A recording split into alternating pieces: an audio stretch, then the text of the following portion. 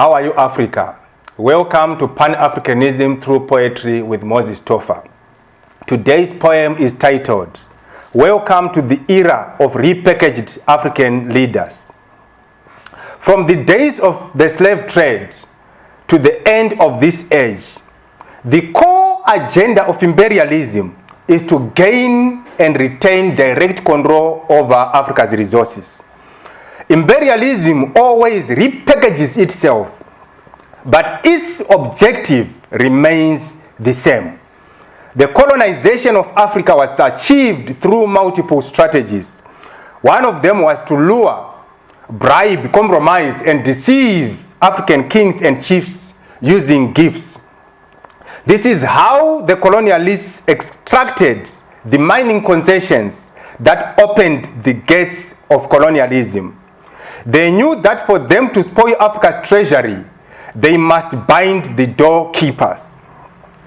Colonialism gave them direct control over Africa's resources, a form of control which they lost when Africa gained independence.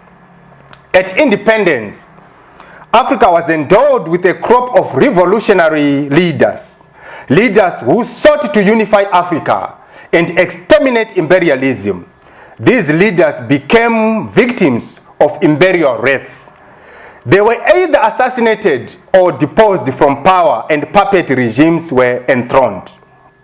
These include President Patrice Lumumba of the DRC, Thomas Sankara of Burkina Faso, Sylvanus Olympio of Togo, Modibo Keita of Mali, Benjamin Azikiwe of Nigeria, Ahmed Ben Bella of Algeria, and Kwame Nkrumah of Ghana. Imperialists always want Africa to be led by leaders who are open to imperialism. In the current era, they are using a multi-pronged strategy to achieve this vile objective. They oppose leaders who are anti-imperialism. They support the election of leaders who protect imperial interests. And they identify, train, and mentor young Africans who will take leadership positions in Africa. These young Africans have become clay in the hands of imperialist potters. Imperialists always use education and training opportunities to control the African mind. During the colonial period, education for black Africans was not intended to empower them, but to make them servants of colonial interests. In the past decade, Africa has witnessed the rise of multiple leadership fellowships, either offered by Western states and institutions, or by African institutions that are funded by the West. Under these fellowships, young Africans are taken to the West for training and mentoring. The training and mentoring is essentially a manufacturing and repackaging process that produces Africans who are eloquent at maligning Africa. Africans who believe that Africa's problems are internal and that the solutions to these problems are located externally. This is tragic from many fronts. It sanitizes and absolves the external dimension of Africa's problems.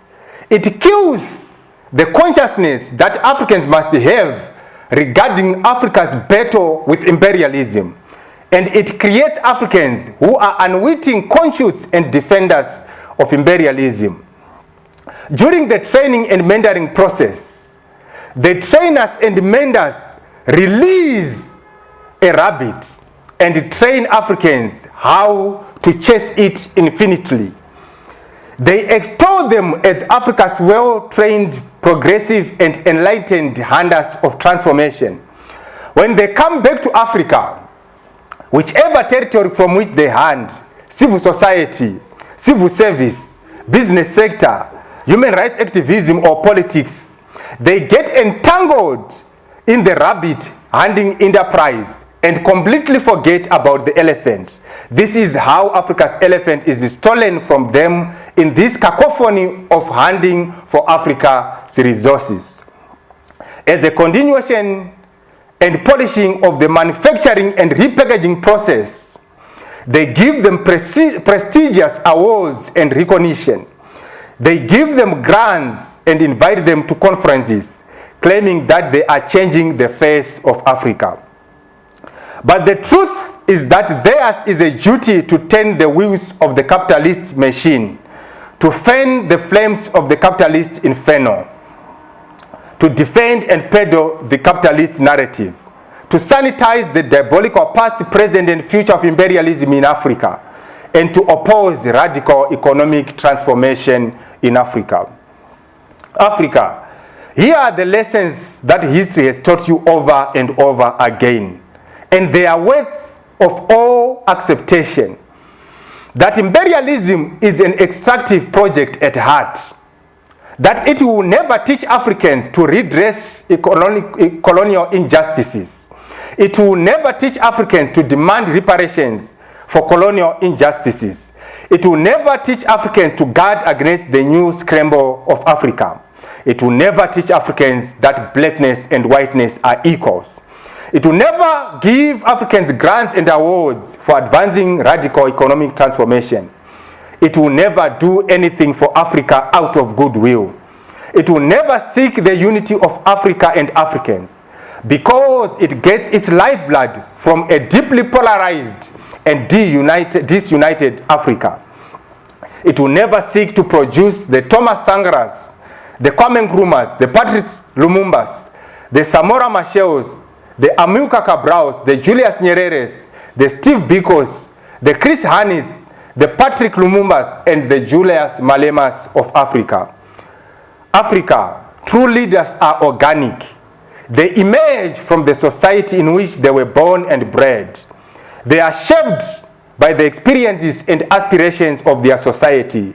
They cannot be engrafted. They are undiluted. They fight from the soul of society, and they fight for the soul of their society. Africa, why does it look prestigious for your young people to be trained in the East or the West, when young Easterners and Westerners can never be trained in Africa?